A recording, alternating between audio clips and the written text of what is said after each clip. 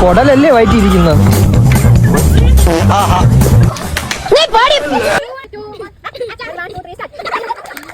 രണ്ട് പഴം കൂടി കുത്തിക്കേറ്റിക്കൂടെ? ജീവിതത്തിൽ ഒരിക്കലും മട്ടക്കാത്തൊരു പരിപാടി ഉണ്ട്.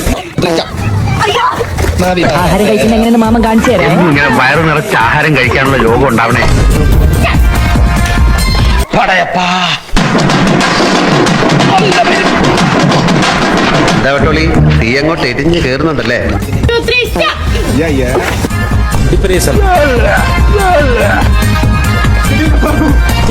എവിടെ അസുഖം എനിക്ക് മനസ്സിലായി. ആർത്തി മൂത്ത് പ്രാന്തായതാണ്. ആക്രാന്തം കാട്ടാതെ മകളെ, മെല്ലത്തിന്റെ മകളെ.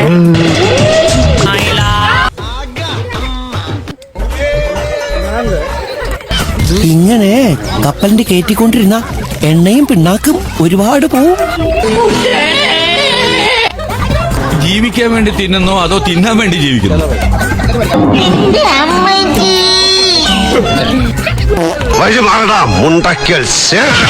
നിനക്ക് പറ്റും ഒരു 5 എണ്ണം കൂടി. കഴിഞ്ഞ കൊല്ലത്തെ പള്ളിപ്പെരുന്നാന്റെ തീറ്റ മത്സരത്തില് നീ 2 ഇഡലിക്കാ തോറ്റുപോയത്. അത് നല്ല റിഹേഴ്സൽ ഇല്ലാത്ത കാരണമാണ്.